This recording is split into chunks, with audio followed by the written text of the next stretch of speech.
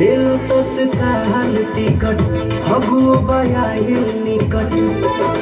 हो ले लो तत्काल टिकट फगुओ बयाहिल निकट जिया के पीरा बुझला जी हो हरदम जे रहबा बंगलो न होई बुलार कर राजा